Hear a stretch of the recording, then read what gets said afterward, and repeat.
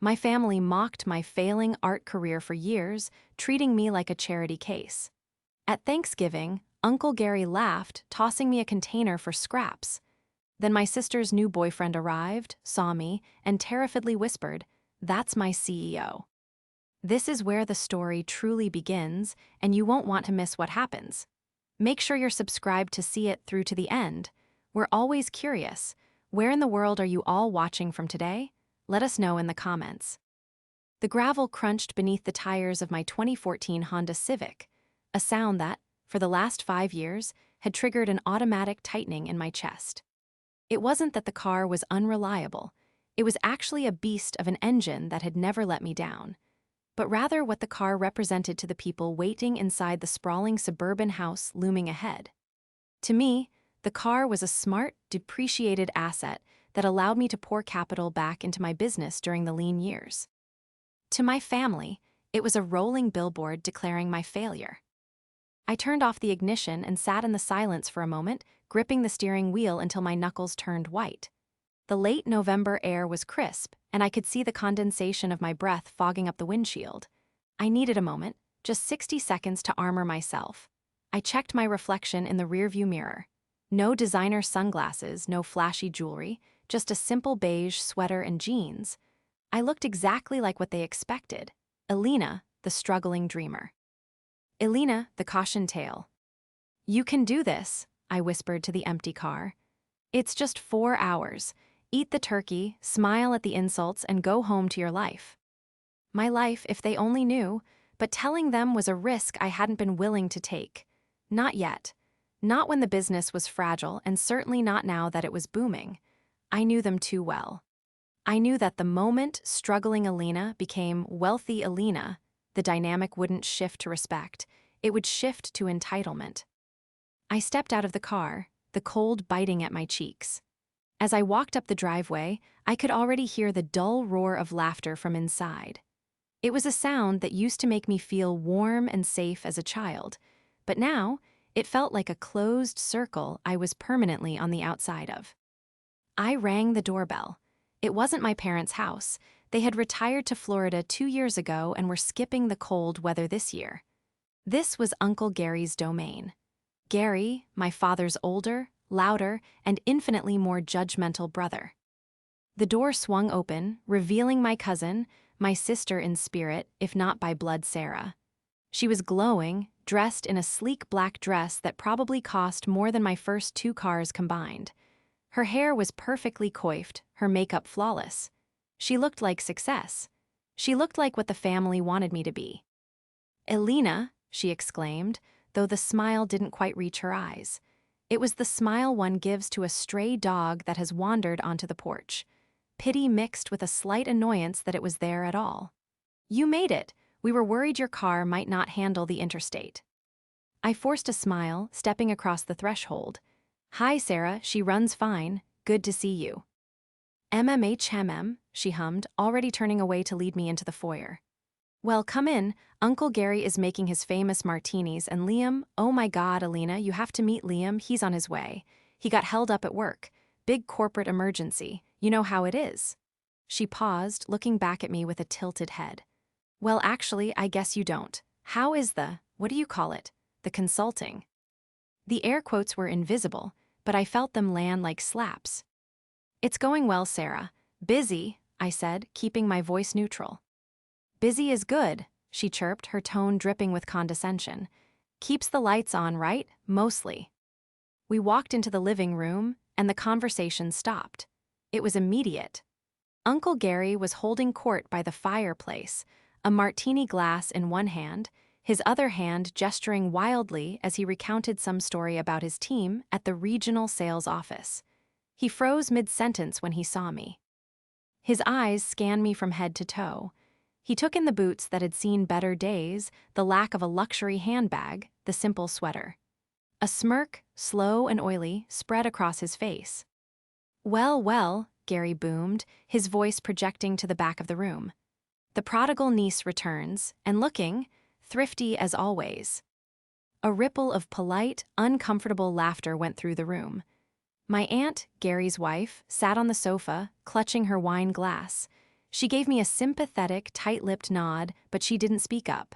She never did. "Hi, Uncle Gary," I said, maintaining my composure. "Happy Thanksgiving." "Happy Thanksgiving, kid," he said, taking a sip of his drink. "I hope you brought an appetite. We made extra. We know how tough the grocery bills are these days for the self-employed." Emphasis on self-employed made it sound like a disease. I felt the heat rise in my neck, a mix of humiliation and a burning, secret anger. The betrayal wasn't that they didn't know the truth. It was that they enjoyed the version of the truth they had invented. They loved poor Alina. It made them feel superior. It made their own mediocre achievements feel monumental. "I'm doing fine, Gary," I said quietly. "Sure, sure," he winked at the room. "That's what they all say until the rent is due. But hey, family is family. Grab a drink. Bottom shelf is in the kitchen." The laughter was louder this time. I walked toward the kitchen, my heart pounding against my ribs like a trapped bird. It was going to be a long night.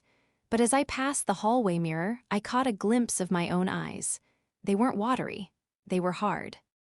The betrayal of their mockery was painful, yes, but it was worse than the insults. It was the absolute dismissal of my worth as a human being based on a bank balance they assumed was empty. Just wait, I thought, the first spark of genuine defiance igniting in my chest. Just wait. The kitchen was a temporary sanctuary, buzzing with the activity of the catering staff Uncle Gary had hired. That was his style, flashy expenditure to prove a point, even if he complained about the cost for the next 6 months. I poured myself a glass of water from the tap, avoiding the wine. I needed a clear head. I stood by the granite island, watching the steam rise from a pot of potatoes. I let my mind drift away from the stifling house to my office. Nexus Innovations. My baby, my empire. It had started in a garage, yes, the very garage Gary loved to make jokes about. But in 7 years, it had grown from me and a laptop to a team of 200 of the brightest minds in tech consultancy. We were the silent architects behind the digital transformations of Fortune 500 companies. I wasn't just paying the bills. I had just closed a deal last week that was worth more than Uncle Gary's entire accumulated lifetime earnings. But here, in this kitchen, I was nobody. Sarah breezed in, checking her phone. "Liam is 10 minutes out. God, I hope the turkey isn't dry. He's used to such high standards, you know? His company caters lunch every day from 5-star restaurants." "Sounds nice," I said, leaning against the counter. Sarah stopped and looked at me, really looked at me with that same pitiful expression. "Look, Alina, I know Gary is Gary, but he means well. He's just worried. We all are." "Worried about what?" "Your future," she sighed, putting her phone down. "You're 34, you're driving a rust bucket, you're still consulting on little projects. Liam said his company is actually hiring entry-level support staff. I could ask him to put in a word. It's steady money, Alina, benefits, dental." The offer was wrapped in kindness, but the center was pure poison. She wanted me to be an admin assistant. She wanted to save me. "I appreciate it, Sarah," I said, forcing my voice to remain steady. "But I'm happy where I am, really." She rolled her eyes, grabbing a bottle of expensive Chardonnay. "Pride doesn't pay for retirement, Alina. Just think about it. Don't be stupid." She walked out, leaving the insult hanging in the air like stale smoke. Don't be stupid. I followed her back out to the dining room as everyone was taking their seats. The table was lavishly set, crystal, silver, fine china. There was a strict seating chart. Gary was at the head, of course. Sarah was to his right. The empty chair for the mysterious Liam was next to her. I scanned for my name card. I found it at the very end of the table, next to the swinging kitchen door, squeezed between a fern and Aunt Debbie. It was the kids' spot, essentially. The spot for the afterthought. "Sit, sit," Gary commanded, clapping his hands. "Let's get this show on the road. Liam can catch up. Time is money, right? Well, for some of us." I took my seat. The appetizers were passed around. Shrimp cocktail, stuffed mushrooms. "So," Gary bellowed, pointing a fork at me, Elena, Sarah tells me you're still doing what is it, computer fixing? Tech consultancy, Gary, I corrected gently. Optimization strategies for enterprise software. Right, he waved his hand dismissively. Fixing computers. Listen, I was talking to a buddy of mine, owns a dealership out on Route 9. He needs someone to manage his Facebook page, post pictures of trucks, that sort of thing. I told him my niece is a whiz with the internet, pays $15 an hour. Cash. The table went silent. He was offering me a teenage internship. I'm not looking for new clients right now, Gary, I said, picking up my water glass. Must be nice to turn down work, he laughed, looking around for validation. I tell you, this generation, no hustle. When I was your age, I was working 60 hours a week just to get my foot in the door at regional sales. I work NTY, Gary, I said, my voice dropping an octave. Sure you do, he sneered. Then he did something that made my blood run cold. He reached under the table and pulled out a stack of plastic Tupperware containers. They were old, stained with tomato sauce from previous meals. He slid them down the long mahogany table toward me. They clattered against the fine china, spinning to a stop right in front of my plate. I know you're too proud to ask, Gary said, his voice dripping with faux generosity. But we've got a ton of food. You take these. Pack M full. Saves you from buying ramen for a week, right? Consider it an early Christmas gift. The room was silent. Even Sarah looked down at her plate, uncomfortable. Aunt Debbie took a large gulp of wine. He wasn't just offering leftovers. He was performing charity. He was publicly marking me as the pauper of the family to elevate his own status as the provider. I looked at the stained plastic containers. Then I looked at Gary. Thank you, Gary, I said, a small, tight smile playing on my lips.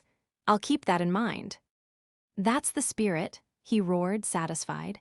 She'll probably ask for leftovers before the turkey is even carved. Am I right? I actually laughed. It was a dry, hollow sound. But inside, my mind was racing. They have no idea. They had forgotten one crucial thing about me. I wasn't just a tech consultant. I was a builder. I built things from nothing. And I knew how to dismantle them, too. But more importantly, I knew something they didn't. I reached into my pocket and touched the cold metal of my car key. Not the Honda key. The other one. The one on the valet ring I'd left in my pocket for the car I had left parked 3 blocks away because I didn't want to show off. A Porsche Panamera. They think I'm weak, I thought. They think I'm desperate. Let them enjoy the show. I looked at the empty chair next to Sarah. So, tell me about Liam, I asked, changing the subject, baiting the trap.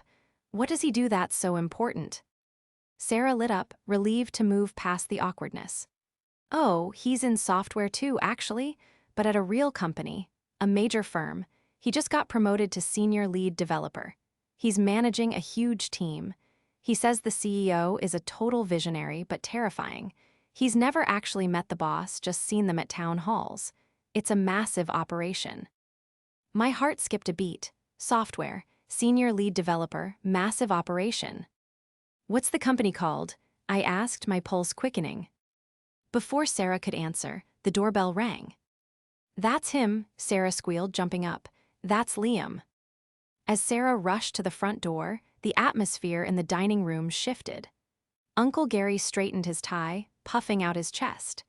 This was the moment he had been waiting for, another male alpha to bond with, someone successful he could brag to, someone who would make the family look good by association. Unlike me. I stayed in my seat, my hand resting near the stack of dirty Tupperware containers. While the commotion of greetings echoed from the foyer, I let myself drift back 5 years. I remembered the night I founded Nexus.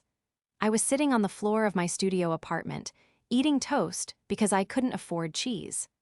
I had been fired from a mid-level IT job for insubordination, which was corporate speak for pointing out a security flaw that the VP wanted to ignore. Gary had called me that night. I remembered it vividly. I was crying, terrified of the rent I couldn't pay. I asked him for a loan, $500, just to bridge the gap. Money is for earners, Alina, he had told me over the phone. You need to learn consequence. Maybe this will teach you to keep your mouth shut and do as you're told. He hung up. That click of the phone line was the fuel. I stopped looking for a job that night and started building. I coded for 72 hours straight. I lived on caffeine and spite. I built a prototype for a predictive analytics engine that caught the eye of a venture capital scout 3 months later. I never asked Gary for a dime again, and I never told him about the success. Why? Because the moment I made my first million, I realized that if Gary knew, he wouldn't be proud. He would be there with his hand out, claiming he taught me the value of hard work by denying me that loan. He would take credit for my grit. I refused to give him that narrative. Back in the present, Gary leaned over the table, whispering loudly to Aunt Debbie. Now listen, Liam is making 6 figures. He's a sharp kid. Don't embarrass me. And keep Alina, contained. I don't want him thinking we're running a shelter here. He looked at me, his eyes cold and hard. Alina, try not to talk about your business tonight, okay? Liam deals with high-level enterprise architecture. He doesn't need to hear about you fixing printers or whatever it is you do. Let the adults talk shop. I understand, Gary, I said softly. I'll be quiet as a mouse. The voices in the hallway grew louder. Sarah was laughing, a high, performative laugh I rarely heard. He's just so nervous to meet you, Uncle Gary, Sarah was saying as they approached the dining room archway. I told him you're the patriarch of the family. Damn straight, Gary grilled, standing up to greet the guest. Then they walked in. Liam was tall, sharp-looking, dressed in a suit that cost a decent amount, though the fit was slightly off the rack. He had the eager, nervous energy of a young man trying desperately to impress his girlfriend's intimidating family. He was holding a bottle of wine in one hand and a bouquet of flowers in the other. Gary, Liam said, stepping forward with a bright, practiced smile. It is an honor to finally meet you. Sarah has told me so much about your guidance of the family. Good things, I hope, Gary boomed, shaking Liam's hand aggressively. Welcome, welcome, this is my wife, Debbie. Pleasure, ma'am, Liam nodded. And you know Sarah, obviously, Gary laughed at his own joke. Liam chuckled politely. He seemed like a nice kid. A bit pompous, perhaps, but that came with the territory of being 20-something and newly successful in tech. He was trying to play the part. And over there, Gary gestured vaguely toward my corner, his tone dropping to dismissive disinterest, is our niece, Alina. She's doing her best. Liam turned to be polite, his smile fixed in place, ready to greet the poor relation. He looked at me. I looked at him. I recognized him instantly. Liam Hastings. We had hired him 4 months ago. He was a promising developer from a rival firm. I had signed his offer letter personally because his portfolio was impressive. I had seen him on the quarterly Zoom all-hands meeting just 2 weeks ago. I was the one on the screen, delivering the keynote about our Q4 strategy. He was the one watching. Liam's smile faltered. It didn't just fade, it disintegrated. The color drained from his face so fast I thought he might faint. His eyes went wide, darting from me to Gary, then back to me. He froze, the bottle of wine slipping slightly in his grip before he caught it. He blinked, as if trying to clear a hallucination. Liam stammered, his confident corporate persona vanished. Grab a seat, son, Gary said, oblivious to the panic attack happening in front of him. Don't mind her, she's harmless. Liam didn't move. He was staring at me with a mixture of terror and awe. He knew exactly who I was. He knew that the woman sitting next to the kitchen door, behind a stack of dirty Tupperware, was the woman who signed his paychecks. The woman who owned the building he walked into every morning. I slowly picked up my water glass and took a sip, locking eyes with him over the rim. I gave him a tiny, almost imperceptible nod. Hello, Liam. The silence that had fallen over the room was heavy, thick enough to choke on. To Gary and Sarah, it probably looked like Liam was just overwhelmed by the magnificence of the household, or perhaps intimidated by Gary's boisterous welcome. But I saw the truth. I saw the way Liam's Adam's apple bobbed as he swallowed hard, his eyes locked on me with the terrified recognition of a man who realizes he has just walked into a lion's den, only to find his boss is the lion. "Well, don't just stand there, son." Gary's voice shattered the tension like a dropped plate. Sit right there next to Sarah. You need a drink, you look pale. Tough week at the office." Liam moved like a marionette with tangled strings. He jerked his gaze away from me and stumbled toward his chair, nearly knocking over a crystal water goblet as he sat down. Yes," Liam managed to choke out. His voice was an octave higher than it had been a moment ago. "Very, very tough week."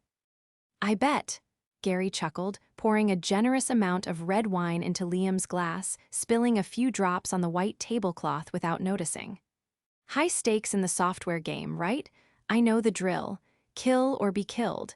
That's why I like you, Liam. You're a shark, not like." He gestured vaguely with the wine bottle toward my end of the table, not even bothering to finish the sentence. The implication was clear. Not like Alina. I watched Liam. He was gripping the stem of his wine glass so hard I thought it might snap. He looked at Gary, then he looked at me, his eyes pleading for instruction. He was in an impossible position. He was sitting at a dinner table where his girlfriend's uncle was actively mocking the woman who held his career in her hands. I needed to secure the perimeter.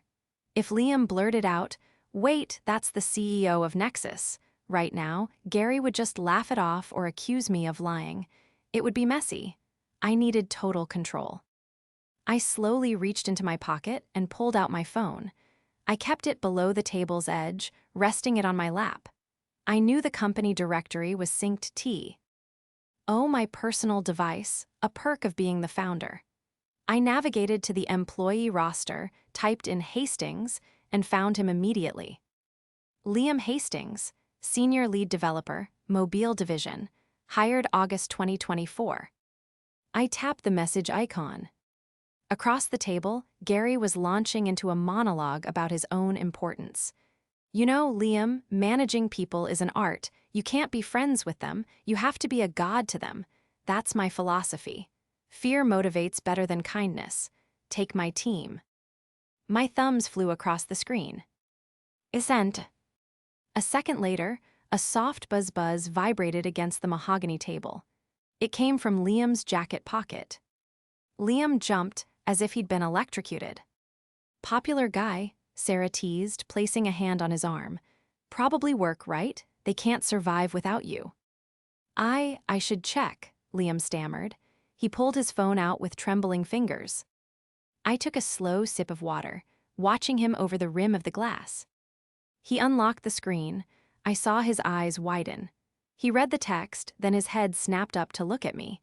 I held his gaze, my expression completely neutral, stone cold.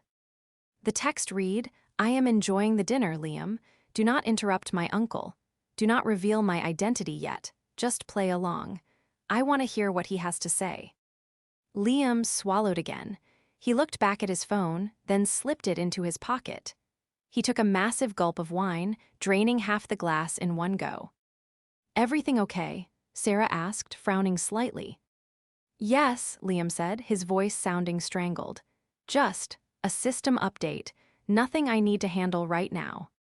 "Good man," Gary said, slamming his hand on the table. "Never let the underlings dictate your schedule. So tell me about this company of yours. Nexus Innovations, right? Sarah says it's a rocket ship." "It is," Liam said, his eyes darting to me again. "It's incredible." "And the boss?" Gary asked, leaning in, his face greasy with anticipation.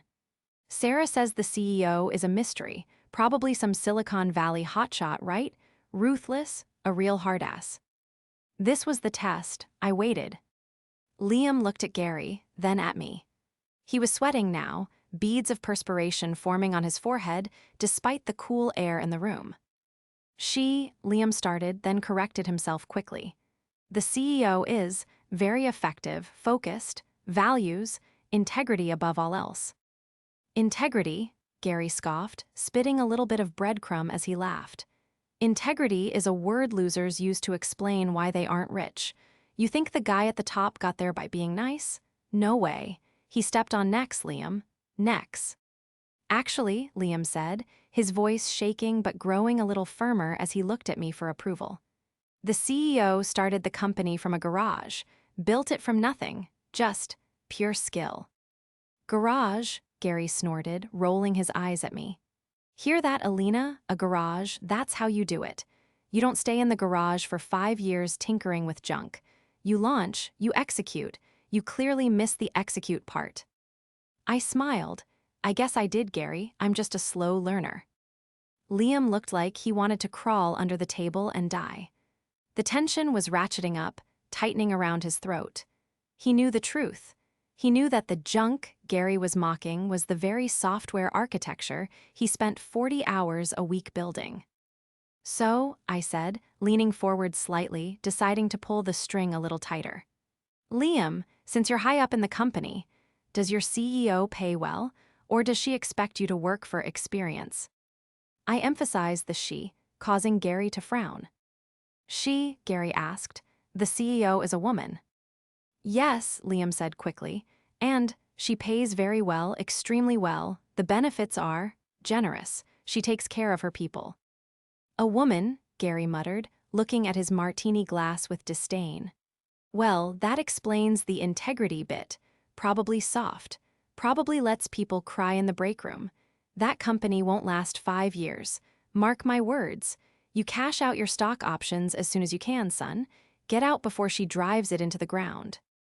Liam looked at me horrified. He was waiting for me to explode. He was waiting for the tyrant to emerge. But I just picked up a carrot stick and crunched it loudly. Interesting advice, Gary, I said. I'll make a note of that. The turkey was dry. It was sawdust dry, the kind of dry that requires a gulp of water with every bite just to facilitate swallowing. But Gary sat at the head of the table, carving it like he was a surgeon performing a life-saving operation, piling mounds of the desiccated meat onto everyone's plates. Eat up, Alina, Gary commanded, dropping a particularly large, bone-dry chunk onto my plate. Protein, brain food, maybe it'll help you figure out a business plan. Sarah giggled. Dad, stop, you're terrible. But she didn't tell him to stop, she enjoyed it. It was their ritual, bonding over the family failure. Liam had barely touched his food. He was pushing peas round his plate with his fork, his eyes constantly flicking toward me. He looked like a man waiting for a bomb to detonate. So, Gary said, chewing with his mouth open, speaking of finances, we need to talk about Grandma. The room went quiet. This was the annual shakedown. My grandmother was in an assisted living facility, a very nice one, with a garden and 24-hour nursing care. It was expensive. The rates are going up again in January, Gary announced, looking solemn. Inflation, it's killing us, but you know me, I promised Mom I'd take care of her. I've been shouldering the burden. $5,000 a month, that's what it takes. He looked around the table, expanding his chest. I don't ask for thanks. That's what the head of the family does, but it means sacrifices. No new boat this year. Debbie and I are tightening the belt. You're a saint, Gary, Aunt Debbie murmured, looking at him with adoration. We appreciate it, Dad, Sarah added. Really, Grandma is so lucky to have you. Then Gary turned his gaze to me. It was a predatory look. Now, Alina, he said, his voice dropping to that patronizing tone he loved. I know you can't contribute. I'm not asking you to. You can barely keep gas in that wreck of a car, but maybe you could go visit her more, since you have so much free time. I set my fork down. The metal clinked against the china, a sharp sound in the quiet room. I knew for a fact Gary wasn't paying $5,000 a month. I knew this because I was paying the bill. 3 years ago, the facility had called Gary to say his check had bounced. He had screamed at them and threatened to move Grandma to a state-run home. The administrator had called me as the secondary contact. I had given them my corporate credit card and set up an auto pay for the full amount, including the private room upgrade. I had explicitly told the administrator to keep it anonymous, to let Gary think his partial payments or whatever he was doing were covering it, just to keep the peace. But now, hearing him lie to Liam, hearing him use his generosity as a weapon to bludgeon me, something snapped. 5,000? I asked, my voice deceptively calm. That sounds high, Gary. Are you sure that's the figure? Gary's face reddened. Excuse me, are you questioning my math? I write the check, Alina. I think I know what it costs. I just mean, I continued, leaning back in my chair, that seems like a lot for the base rate. Unless she's getting extra services, or maybe you're including administrative fees for yourself. How dare you? Aunt Debbie gasped. Alina, Sarah snapped. Shut up, you don't pay a dime, you don't get to have an opinion. I'm just curious, I said, looking directly at Gary. Liam, you're good with numbers. Does 5,000 sound right for a facility like Oak Creek? Liam froze. He looked at Gary, who was glaring at him, daring him to side with the enemy. Then he looked at me. He saw the glint in my eye. He realized I wasn't asking for an opinion, I was giving an order to scrutinize. Well, Liam started, his voice shaky. My grandmother was in a place like that. Usually the billing is complex. Transparency is important. Transparency, Gary shouted. I am the definition of transparency. I put food on this table. I pay for this house. I pay for my mother's care. And I have to sit here and be interrogated by the niece who, let's be honest, came here for a free meal. He stood up, throwing his napkin on the table. You're ungrateful, Alina. That's your problem. You've always been ungrateful. You think the world owes you a living because you're creative.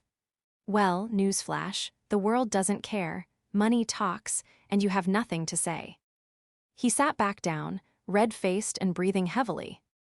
Now, he growled, pass the potatoes. I didn't reach for the potatoes. I reached for my phone again. You're right, Gary, I said softly. Money does talk, it speaks very clearly. I tapped the screen. I wasn't checking a directory this time. I was logging into my banking app. Liam, I said, do you have your phone handy? Yes, Liam whispered. Check your email, I said. I just forwarded you a PDF. I'd love your professional opinion on the formatting. It's a billing statement. Gary frowned. What are you doing? Get off your phones. Liam pulled out his phone. He tapped the screen. His eyes widened to the size of saucers. He looked at the document, then he looked at me, then at Gary. What is it? Sarah asked, sensing the shift in the air. Liam. Liam looked up, his face pale. It's a receipt from Oak Creek Assisted Living. So, Gary barked, I told you I pay the bills. No, Liam said, his voice trembling but gaining volume. This receipt, it's dated for the last 36 months, paid in full. Exactly, Gary said triumphantly. Paid in full, Liam continued, looking directly at Gary, by the Nexus Trust. Electronic wire transfer. Sen. Dare, E. Vance. The room went silent, dead silent. E. Vance, Alina Vance. Gary blinked. What? That's impossible. I send them checks. I send them checks every month. Do you? I asked, my voice cutting through the air like a razor. Or do you send them $500 for incidentals and pocket the rest of the money Grandma's estate left behind? The accusation hung in the air, heavy and suffocating. The color drained from Gary's face, leaving it a blotchy, grayish white. Aunt Debbie looked between us, confusion warring with denial in her eyes. That's a lie, Gary sputtered. That's a fake document. You photoshopped that. She's trying to frame me, Debbie. She's jealous. It's not a fake, Gary, Liam said quietly. He was staring at the PDF on his phone, scrolling down. He had shifted. He was no longer the terrified boyfriend. He was the senior lead developer realizing the data in front of him was irrefutable, and perhaps realizing that defending his CEO was the only way to survive the night. This is a verified bank statement. It has the digital signature of the institution. It's authentic. You shut up, Gary screamed, turning on Liam. You're in on it, you too, conspiring against me in my own house. Why would I conspire with her? Liam asked, genuinely baffled by Gary's logic. I just met her, or I thought I did. Gary, I said, my voice steady, rising above his shouting. I have paid Oak Creek $6,450 a month for the last 3 years, plus the extra for her physical therapy. I did it because I wanted Grandma to be safe. I didn't tell you because I knew you'd stop paying your share if you knew I had it covered. My share, Gary laughed, a manic, desperate sound. I pay everything. We can call them, I suggested, right now on speaker. Gary froze, he knew. He knew that if I made that call, the facade would crumble instantly. You wouldn't dare, he hissed. You ungrateful little. I'm investigating, Gary, I said, using the term he had mocked earlier. I'm optimizing the family finances, and I'm finding a lot of redundancy. Sarah stood up, her face flushed. Elena, stop it. You're ruining Thanksgiving. Dad works hard. Why are you attacking him? You're just jealous because Liam is successful and you. She turned to Liam. Tell her, Liam. Tell her to stop making things up. Put her in her place. This was the moment, the pivot point. Liam looked at Sarah, his girlfriend, who was demanding he destroy the woman who signed his paychecks. Then he looked at Gary, the bully who had been putting on a show all night. Then he looked at me. I didn't say anything. I didn't have to. Liam stood up. He buttoned his suit jacket. Sarah, Liam said, his voice surprisingly firm. I can't tell her to stop, because she's not making it up. What are you talking about? Sarah cried. The document is real, Liam said, and, frankly, Gary's behavior tonight has been enlightening. Enlightening? Gary sneered. Who do you think you are? You're a coder, you're a nobody. I could buy and sell you. Actually, Liam said, and a small, nervous smile touched his lips as he looked at me. You couldn't, and you certainly couldn't buy and sell her. Her, Gary pointed a trembling finger at me. She's a broke artist. She's driving a 10-year-old Honda. She's begging for leftovers. I stood up then, I didn't rush. I stood up slowly, smoothing the front of my sweater. I drove the Honda because I didn't want to make you feel bad, Gary, I said. I didn't want to rub it in your face. I wanted to have a nice family dinner. I reached into my pocket and pulled out the valet key, the one with the Porsche crest on it. I tossed it onto the table. It landed with a heavy clatter next to the gravy boat. But you're right about one thing, I said. I don't need the leftovers. What is that? Aunt Debbie whispered, staring at the key.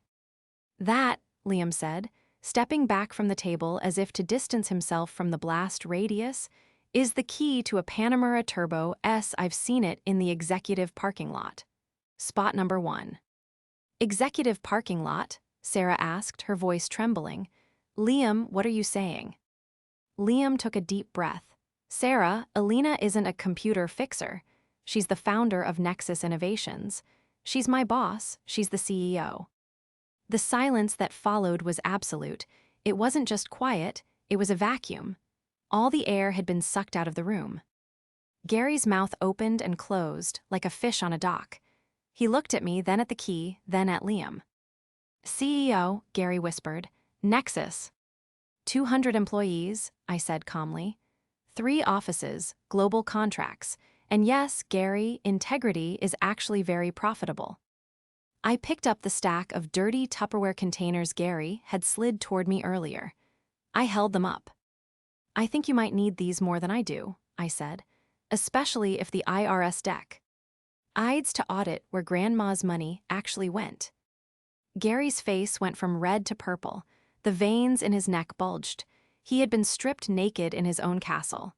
His narrative, the rich uncle, the provider, the hero, was dead. Get out, Gary rasped. Get out of my house. I'm leaving, I said, but I'm taking the truth with me. And Liam. Liam snapped to attention. Yes, Ms. Vance. You can stay if you want, I said, but I have a feeling the conversation is about to get very unpleasant. Liam looked at Sarah. She was staring at me with a look of pure horror and calculation, her mind trying to reconfigure everything she thought she knew. Liam started. Actually, I interrupted, looking at the Tupperware in my hand. I almost forgot the best part. I dropped the plastic containers back onto the table. I bought the nursing home, Gary. The statement hung in the air, an absolute zero that froze everything in the room. I bought the nursing home. Gary stared at me, his eyes bulging from his head, a vein throbbing alarmingly in his temple. He tried to speak, but only a strangled, sputtering sound came out. It was Aunt Debbie who broke the silence. The wine glass she had been clutching, the one she had used to self-medicate through decades of Gary's bullying, slipped from her numb fingers. It hit the edge of the mahogany table, shattering into diamond-bright shards. Red wine exploded outwards, staining the expensive white linen tablecloth like a fresh wound. The crash seemed to snap Gary back to reality. "You're a liar," he screamed, slamming his fists onto the table, making the silverware jump. "You're sick in the head, Alina. You always have been. You live in a fantasy world in that little garage of yours. You bought the nursing home. With what? Monopoly money." He turned frantically to the others, desperate to regain control of the narrative. "Do you hear her? She's having a breakdown. Sarah, call the police. She's delusional and dangerous." Sarah didn't move. She was staring at the red stains spreading across the tablecloth, her face pale. "It's not a delusion, Gary," I said, my voice calm, almost bored. I enjoyed this part. I enjoyed laying out the architecture of his demise. It was a distressed asset acquisition. Oak Creek's parent company was over-leveraged. My firm was looking to diversify our real estate holdings. During due diligence, I saw the accounts receivable list. Your name was at the very top of the delinquent column, Gary. 90 days past due on the incidentals. Every single month. That's administrative error," Gary yelled, sweat pouring down his face. "They always mess up the billing. I told you I pay." "No, Gary," I said, leaning forward slightly. "You don't. You cash Grandma's pension checks, you keep the money, and you let me pay the actual bills anonymously. You've been running a Ponzi scheme with your own mother's care." I looked at Liam, who was still standing, looking like he wanted to teleport to another planet. "Liam," I said, "you're a data guy. What do you call it when someone misrepresents financial inputs to cover up a deficit?" Liam swallowed hard. He looked at Gary, then at me. He straightened his spine. "Fraud, Ms. Vance," Liam said clearly. "That's called fraud." "Fraud," Gary bellowed, pointing a shaking finger at Liam. "You traitor. I welcomed you into my home. I gave you advice." "Your advice," Liam said, his voice gaining strength, was to step on necks. "You told me to cash out before my female CEO drove the company into the ground. You told me integrity was for losers." Liam stepped away from the table, moving physically closer to where I was standing. It was a clear realignment of loyalty. I'd rather work for someone who buys a building to protect her grandmother than someone who steals from his own mother to lease a Mercedes he can't afford, Liam spat out. Gary looked like he'd been slapped. He turned to his daughter, his last hope. "Sarah," he pleaded, tell them about the business. Tell them how well we're doing." Sarah slowly lifted her head. Her eyes were rimmed with red. She looked at her father, really looked at him, for the first time in years without the filter of adoration. "Dad," she whispered, "you told me the boat was on backorder. You told me my trust fund was just illiquid right now because of market fluctuations." Gary blanched. "It is. The market is volatile, sweetie, you know that." "Is the market volatile, Gary?" I asked, pulling up another document on my phone. "Or did you liquidate Sarah's trust 6 months ago to cover margin calls on your day trading losses?" Sarah let out a strangled gasp. She looked at me horrified, and I just turned the phone screen toward her. The evidence was there in black and white. "Oh my God," Sarah breathed. You spent it. You spent my down payment for a house." "It was an investment, Sarah," Gary pleaded, sweating profusely. "I was going to double." I just need a little more time. Alina is twisting everything." Sarah stood up. Her chair scraped loudly against the hardwood floor. She looked at the man she had idolized, the man she had modeled her entire worldview after, and she saw nothing but a hollow, panicked con artist. "You're disgusting," Sarah hissed. You sat there mocking Alina for being poor, and you were stealing from me and Grandma the whole time." "Sarah, wait," Gary cried, reaching for her arm. She recoiled as if he were venomous. "Don't touch me." Gary stood alone at the head of his ruined feast. His wife was sobbing silently over broken glass. His daughter despised him. The guest he tried to impress was actively testifying against him, and the niece he had bullied for a decade on the roof over his mother's head. He looked at me with pure, unadulterated hatred. "You planned this," he snarled. "You came here tonight just to do this, you venomous little bitch." I picked up my purse. "I came here for turkey, Gary. You're the one who served up the truth. I just made sure everyone ate it." The walk to the front door felt like a victory lap, though I took no pleasure in the wreckage I left behind. It was a necessary demolition. Gary was shouting incoherently behind us, threats of lawsuits and disownment bouncing harmlessly off my back. I opened the heavy front door, and the cold night air hit my face. It felt incredibly clean. Liam was right behind me. He practically sprinted out of the house, desperate to escape the blast zone. He stopped on the front walkway, shivering slightly in his suit jacket, looking terrified as I turned to face him. "Ms. Vance," he started, his voice shaking. "Alina, oh God, I am so sorry. Everything he said in there, I didn't agree with it.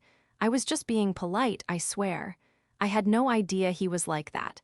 I had no idea you were." He gestured helplessly toward my Honda, then toward the darkness where my real life existed. "Liam," I said, stopping him with a raised hand. I kept my voice professional, the CEO voice. "Breathe." He sucked in a gulp of air. "What happened tonight," I said, "was a personal family matter. It has absolutely no bearing on your employment at Nexus. Do you understand?"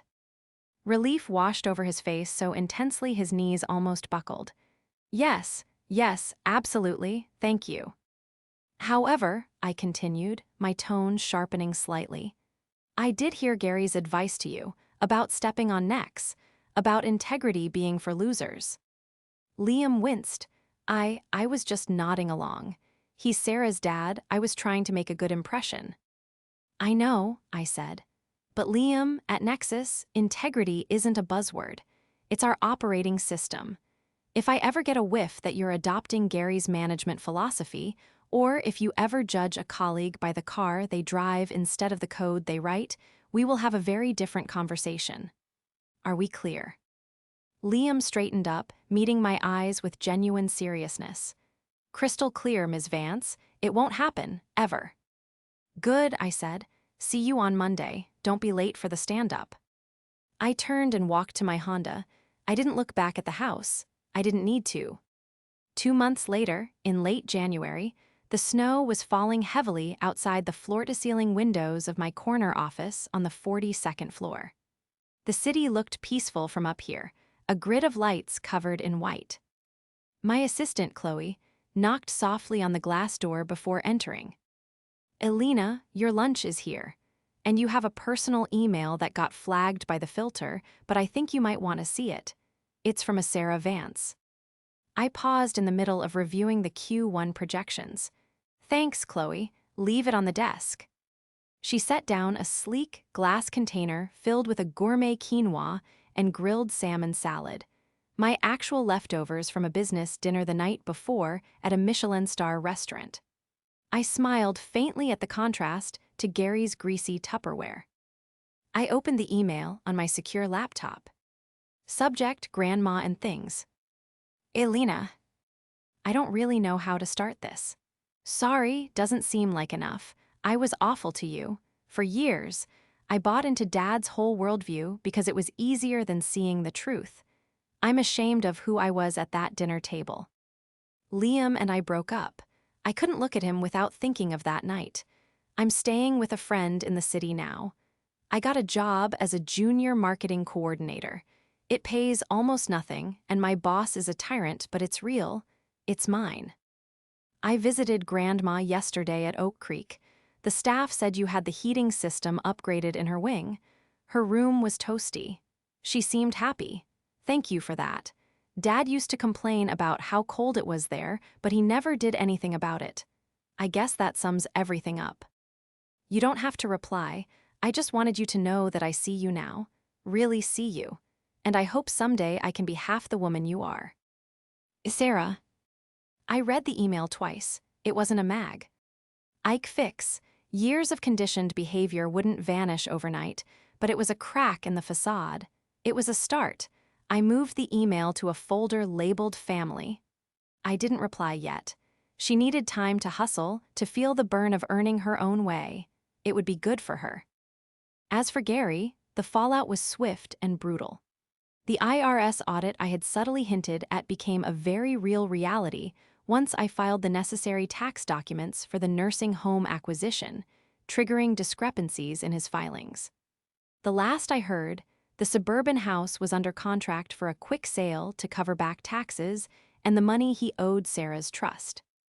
Aunt Debbie had moved in with her sister. Gary was reportedly sleeping on a friend's couch, working part-time managing the social media page for that used car dealership on Route 9. $15 an hour. Cash. I closed my laptop and swiveled my chair to face the window. I took a bite of the salmon. It was delicious. I thought about the years I spent feeling small, feeling less than, because I measured myself with their broken yardstick. I thought about the cold garage, the ramen noodles, the fear of failure. And then I looked out at the city, at the thousands of lights glowing in the dark, many of them powered by systems my company had built. I wasn't the poor relation anymore. I wasn't the cautionary tale. I was the architect of my own life. And finally, for the first time in a long time, I was full.